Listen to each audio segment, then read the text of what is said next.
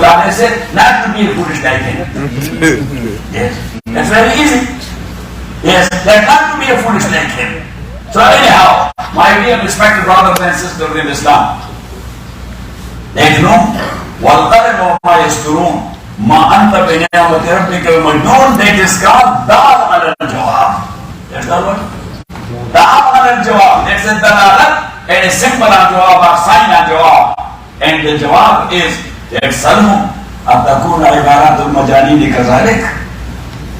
Yes, ask the writers, mean the learned people, the knowledgeable people, the scholar people, those who can write and they have some knowledge. So ask them, look into Quran. A man can speak like this? Even one sentence? Salhum atakuna ibaratul majanini kazalik. They will answer. Those who are talking like this, they are crazy. Got it? And that was the case. When a stranger used to come to Makkah, who? A stranger. So the A'da and the enemies of Rasulullah sallallahu alaihi wasallam, they used to approach him and tell him, look, you came here for Umrah, because Mushrikeen were doing Umrah and Hajj, right?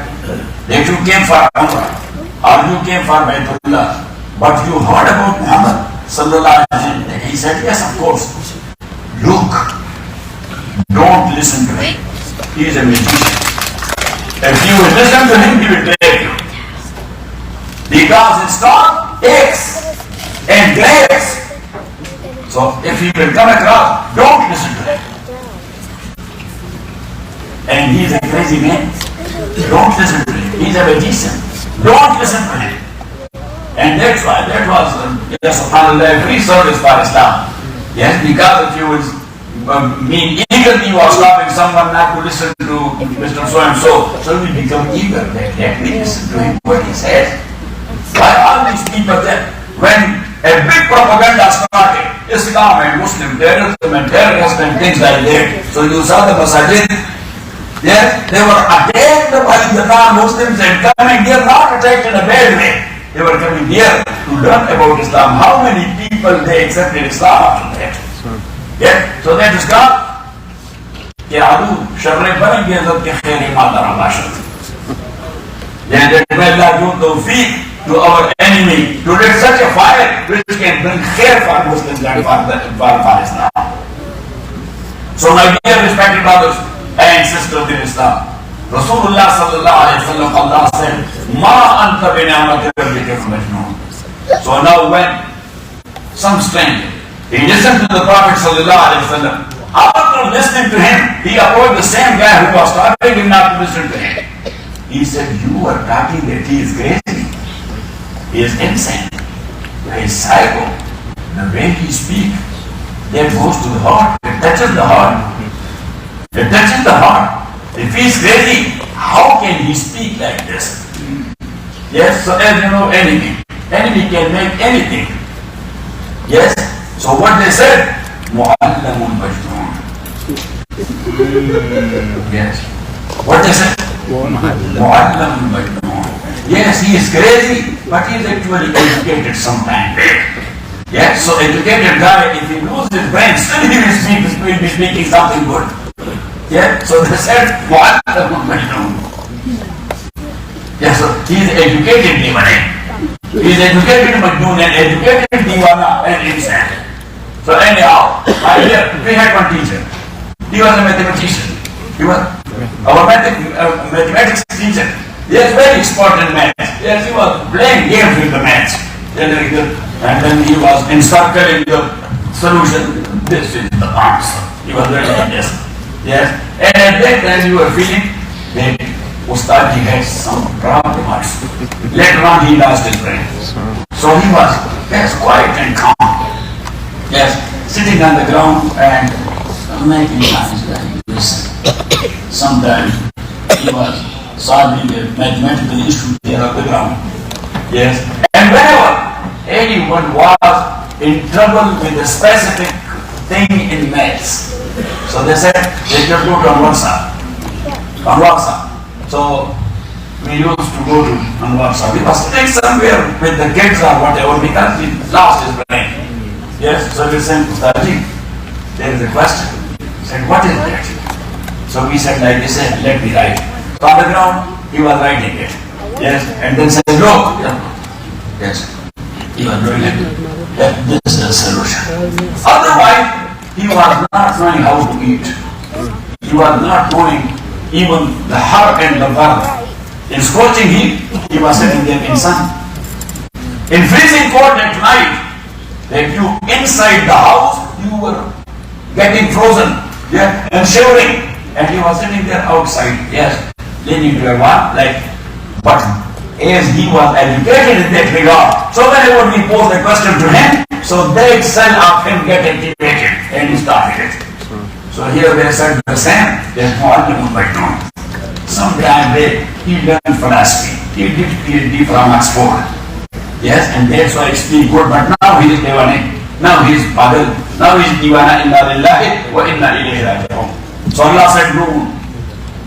Bhagavatam, wa ma yastarun, ma anta binamati rabbika bimajnun. With the grace of Allah, with the favor of Allah, you are not a majnoon, an innocent person. Wa inna laka la ajran ghayra mamnoon. That was a message to the people of Arabia. You are trying to cut him up to stop his mission. This mission I have not given to Muhammad to be stopped. This mission will be going on, it will remain alive until the day of judgment. Now, look, we prayed our prayer. Yes, sir? Say. Yes, yes or not? So we are getting reward or not? An equal reward of the prayer of every Muslim is going to the fight of Muhammad sallallahu alaihi wasallam as well. Whatever good you speak out, for every good of you as a Muslim, yes, the equal reward is going to his. You know what I'm saying? Yes.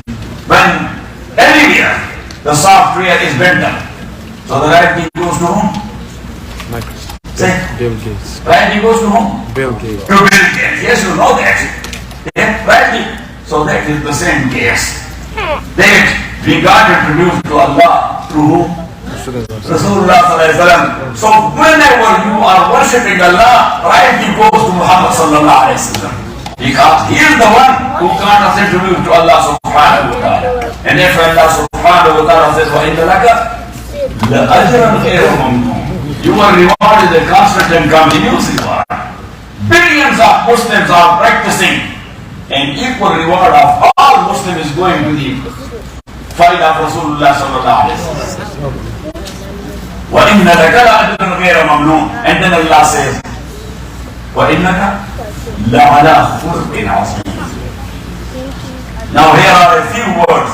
Number one, ala. Number two, khuluq. Number three, azim. So character, or noble character, it has three stages, or three types, or three kinds. Number one, al-khuluq al-hasan. Al-khuluq al-hasan, good character. Number two, al-khuluq al-kareem, generous character. And number three, al-khuluq al-azim, greatest character. So now what is good character? What is generous character? And what is greatest character? So al-khuluq al-hasan, look at me.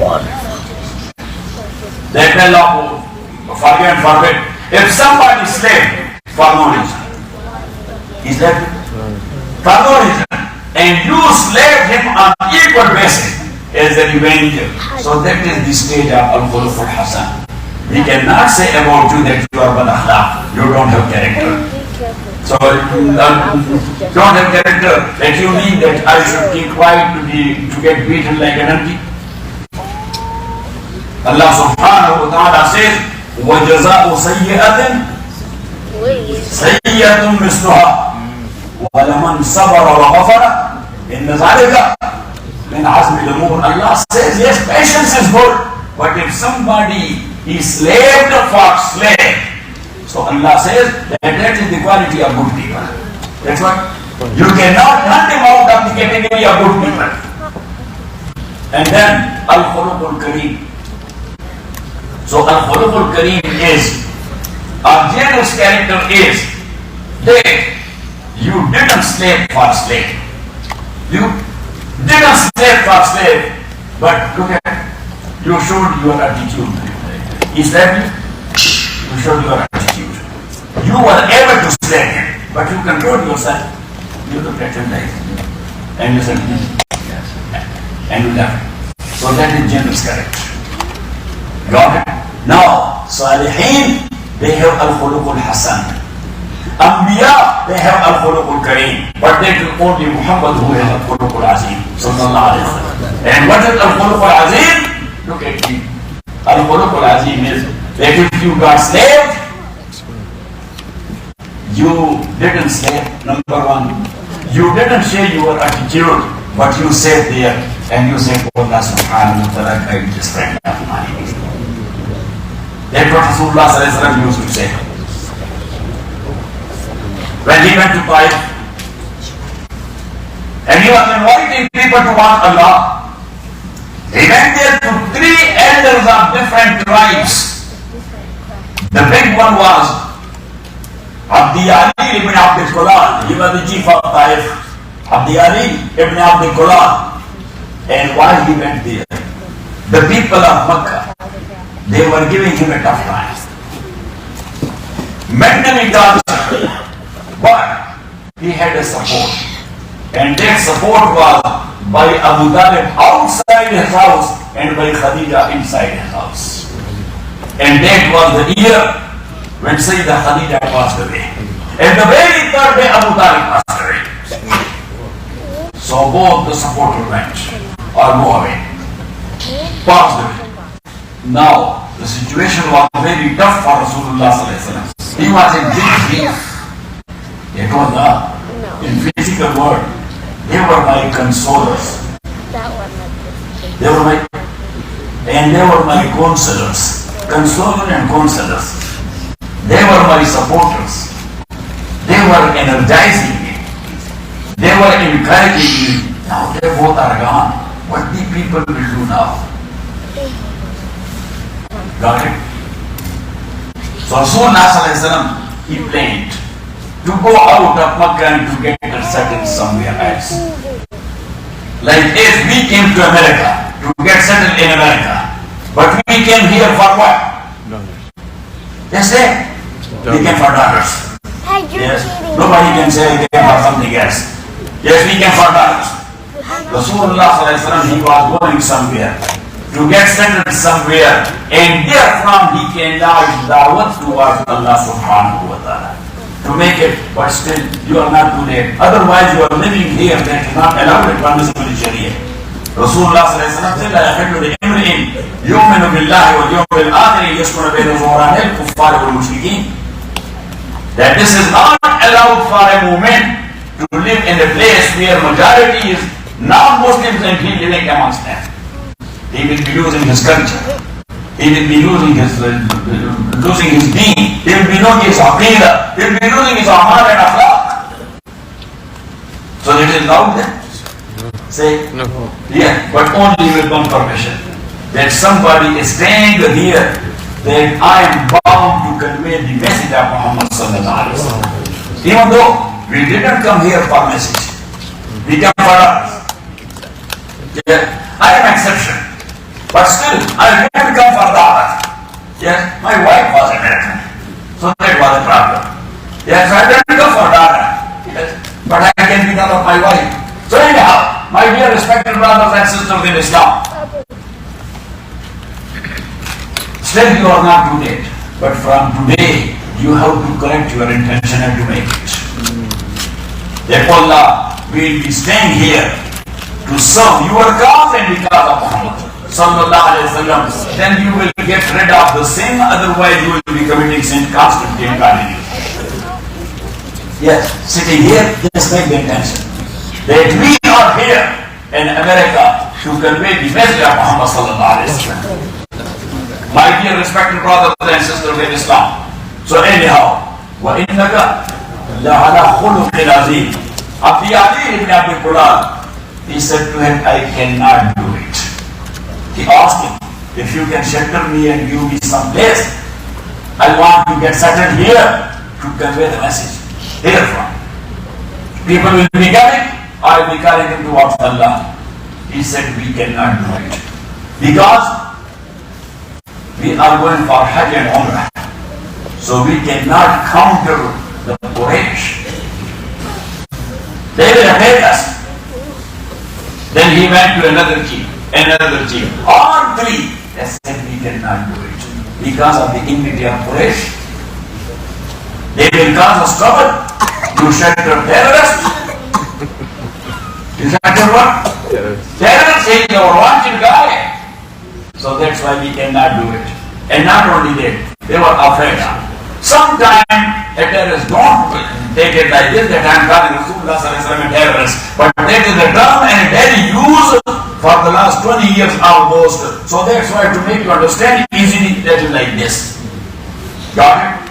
They sometimes, not referring to Rasulullah who is called terrorist to some people. He is getting settled somewhere in a country without their permission. What he has gained, they cannot do anything against him. He got settled there, and then to those who is wanted, so they attack that country. It's a routine business. It is going on. So they have that fear that maybe Muhammad will stay on his own without sheltering him. So again it will cause us problem, and the Makkah they will bring their tanks and everything, and they will attack us. So they brought their teenagers. Their teenagers. And Prophet ﷺ had only one Sahabi with him, Zayd ibn Haritha, radiyallahu ta'ala anhu. So they told the teenager, just stone these two guys, turn them out of city, as much as you can. So they started hitting them with stones. Rasulullah ﷺ, and they told him, they hit them on their legs, here, on ligaments. On ligaments. They pains a lot, but it does not cause a death. Pain. It gives pain a lot, but does not cause the death. So just hit them on ligaments. So when they were bleeding, Rasulullah he was sitting on the ground because of that pain. And these teenagers, they used to come and to hold him from his hand and making him stand up. And again, Zayd ibn Haritha, he was trying to his best to protect him. So stones in hundreds were coming. Zayd ibn Haritha, this one hitting on this hand, on this head, another one on his head, and the fourth one on his shoulder. He was bleeding all around to protect Rasulullah as much as he can. Rasulullah, he was turned out by these teenagers for 3 miles. Anybody who visited Taif?